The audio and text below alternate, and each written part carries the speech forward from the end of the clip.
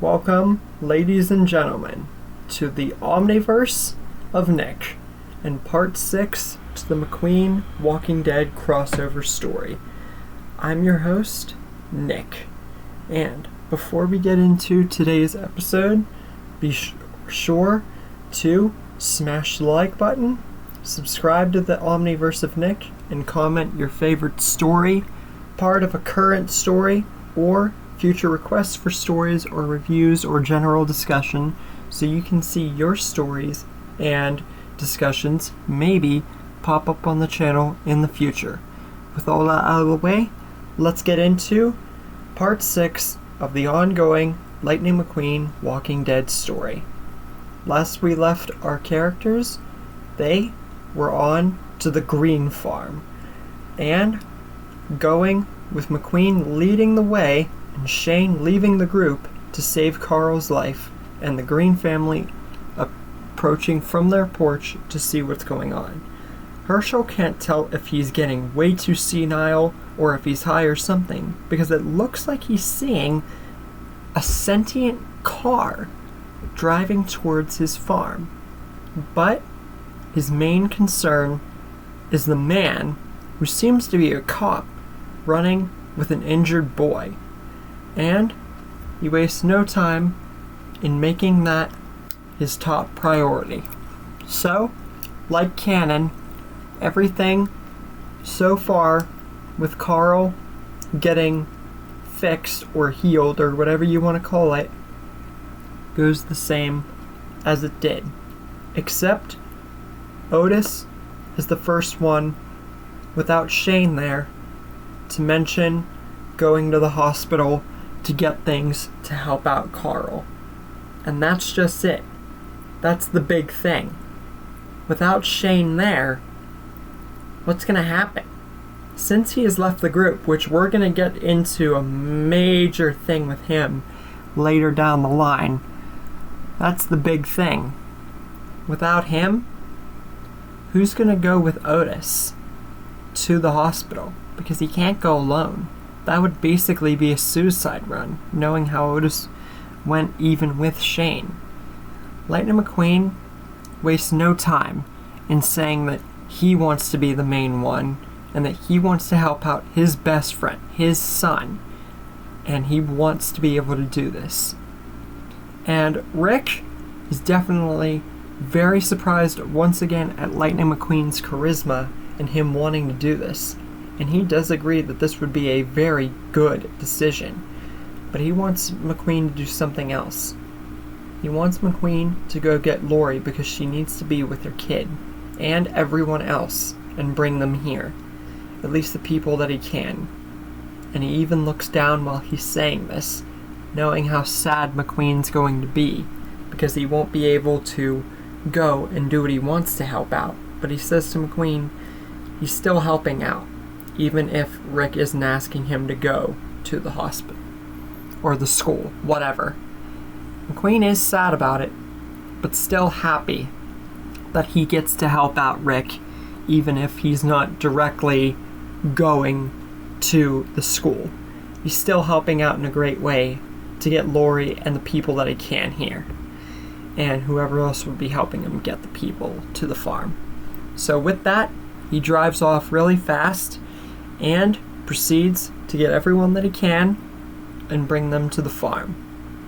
But we still have the burning question, who's going to go with Otis? We still haven't gotten a person. Well, given the scenario, no Shane, we're going to take a page out of Destiny's. Maggie is going to go. Except it's not with Shane, it's with Otis.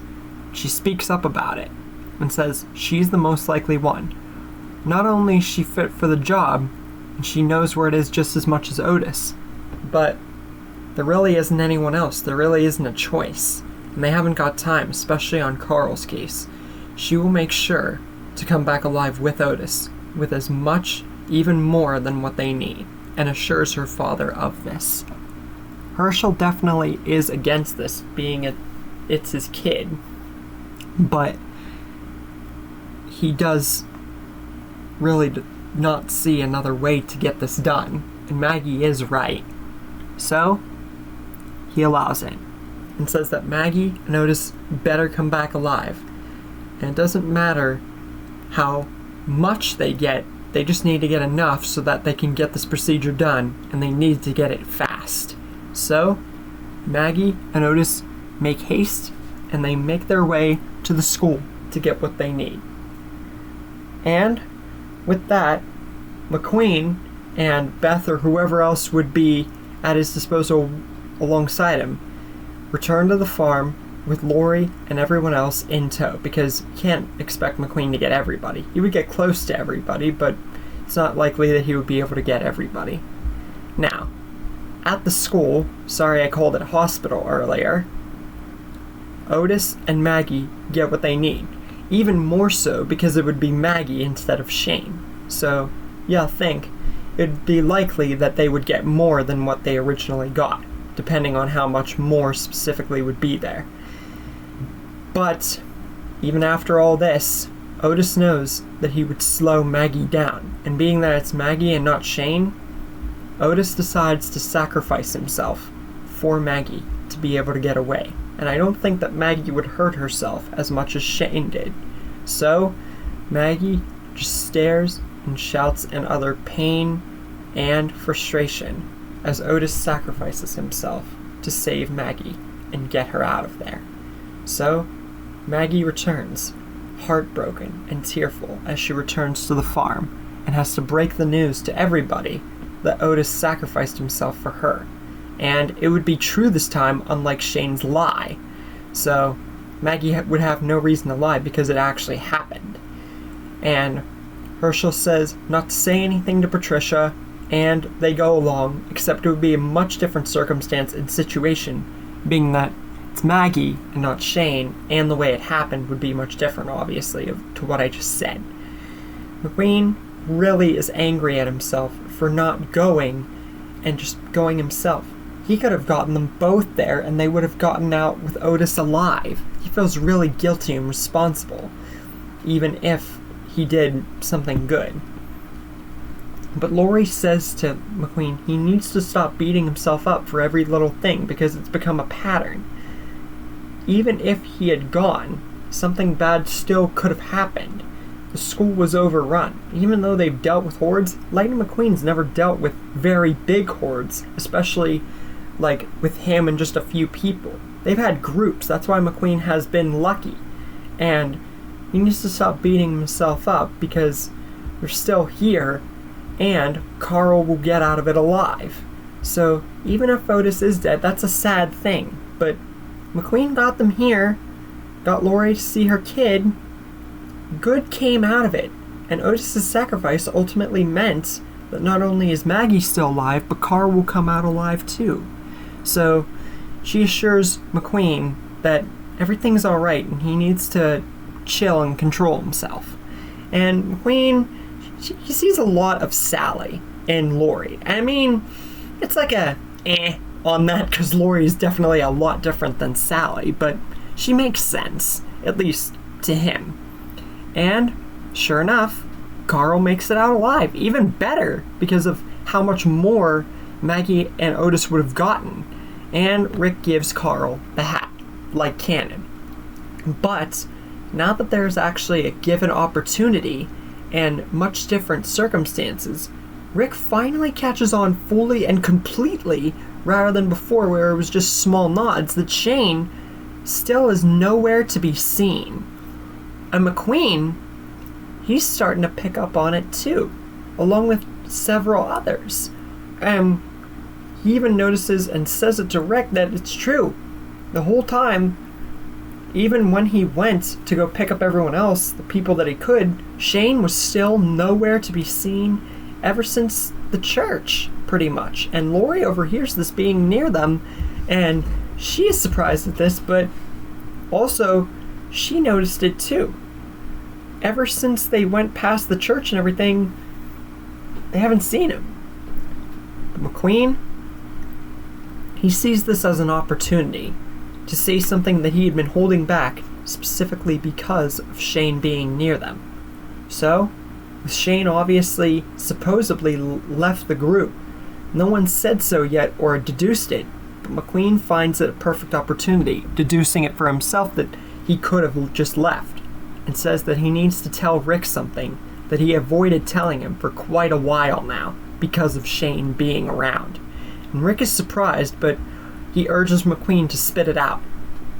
Mcqueen says he's angry at himself for not saying something sooner, but seeing as how he knew how Shane acted and how he really wasn't Rick's friend from what he has seen, he didn't want to say anything to Rick for fear of what Shane would have done. I mean, Shane aimed a gun at him, but back at the Atlanta camp, in canon, Shane had almost shot Rick at the Atlanta camp, and that scene still happened. There's a reason why I didn't say it earlier parts. Dale was there. He saw what Shane did, just like canon, but Mcqueen was there too. He was right behind Dale. He saw pretty much the whole thing like Dale. And Dale overhears this conversation, and he confirms with Mcqueen that he saw it too. And he, like Mcqueen, had avoided saying anything because even back then, he knew how Shane was beginning to get. With Ed, with the CDC, it was just becoming more and more obvious. So if anything, even if it was sort of bad to keep it in, Dale and Mcqueen were right to keep it in, because who knows what he would have done, especially since it seems like he's never coming back. He could have very well left of his own volition. And Lori, especially, she takes all this in. Rick is taking it all in a different way, but Lori's taking it in kind of more seriously because they're not the only ones who were hiding something. And with this coming out from the Atlanta camp, she takes a deep breath and knows that she has to speak up too, and says, Mcqueen and Dale, that they're not the only ones who are hiding something from back then. She takes a deep breath and says, at the CDC, Shane had confronted her and tried to rape her, and that they had been together for some time during when Rick was in the hospital before he met Mcqueen, and begins to elaborate more on that whole thing. And to Mcqueen and pretty much everyone else, this is a big revelation to everyone who would be near, mainly Dale, Mcqueen, kind of, and everyone else. But Rick, he knew it to a degree, just like canon. But here, hearing about the rape, which he never heard about, and other details, this just makes him infuriated, much more so than he was when he found out about them being together in canon. So, with the rape included, that just makes things even worse. But Dale stops his rage and says, it doesn't really matter now. Seeing as Shane has seemingly left of his own volition, probably because of Mcqueen's influence, everyone sort of just kind of differentiated from how Shane acted. Shane could have very well, after Sophia left and they haven't been able to find her, just left, abandoned them. They don't have any idea where he is, but it doesn't matter what they say or do now, because who knows if he's dead or will ever come back. And Rick, as mad as he is, Dale's got a point. So, taking all this in, he just wonders if Shane will ever come back, but says that if he ever does, he doesn't know if he'll ever be able to live with them again, and everyone can understand it, especially Mcqueen. Now let's get on to everything past that. Maggie and Glenn's relationship, that's not going to happen. Not yet.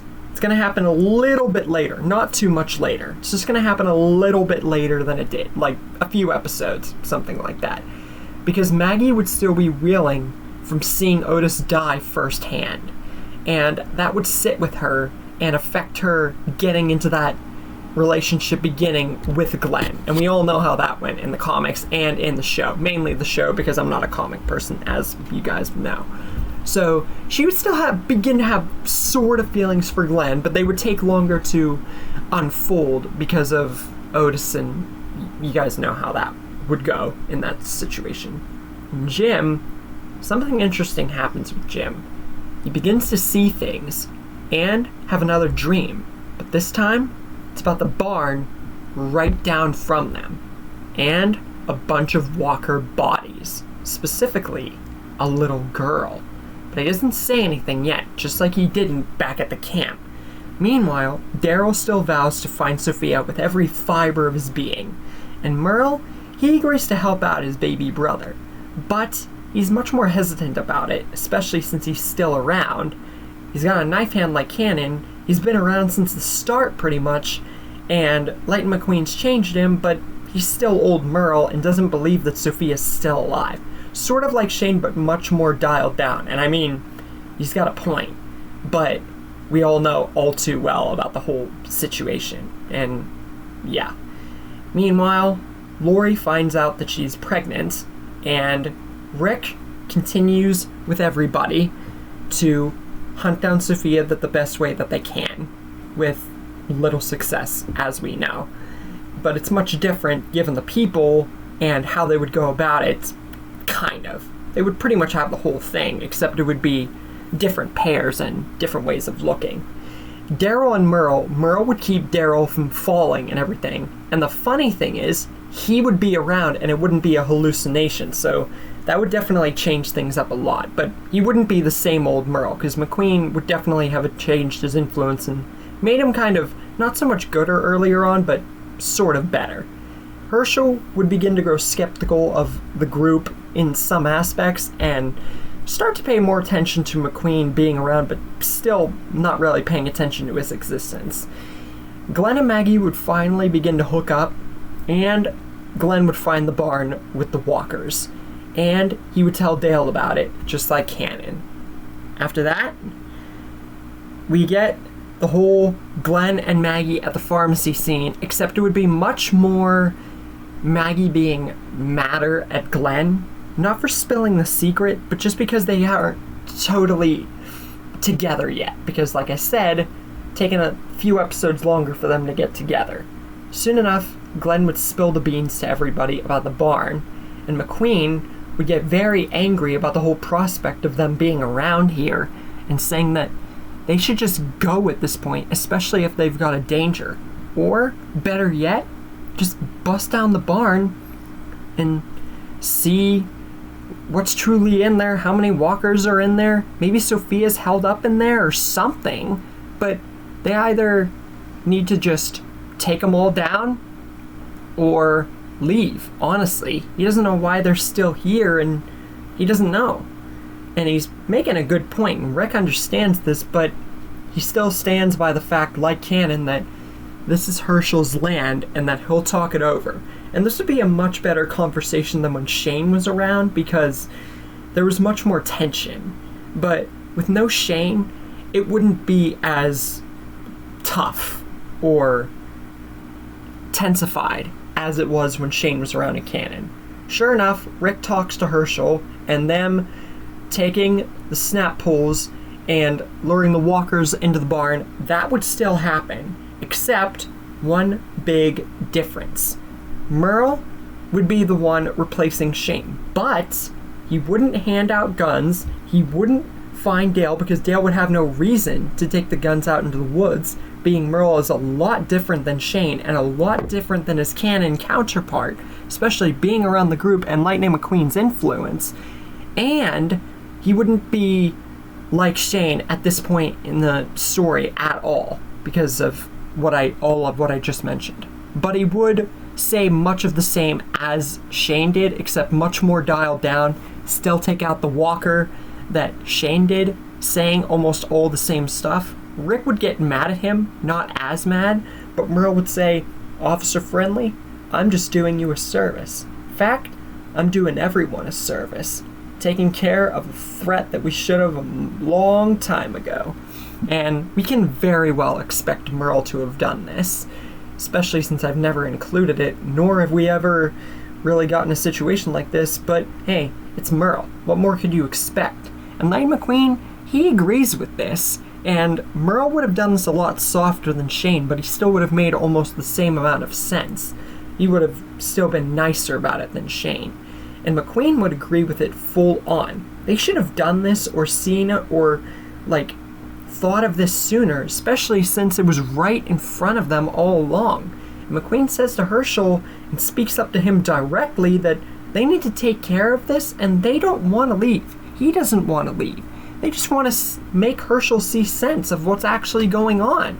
And this is the first time that Herschel and his family would full on pay attention to Mcqueen's existence. They haven't had time to because of Rick and Carl and what's been going on. Sophia haven't had time to pay attention to what's right in front of them, not just the walkers, but Mcqueen. So very, very, very reluctantly, he decides to let them do it. Actually, it wouldn't be as reluctantly because he's staring at a talking car telling him about this. So if anything, he would just let them, being so surprised, just like Merle was. And they would take out the walkers with even more success given the people at their disposal. And sure enough, Sophia would be in the barn.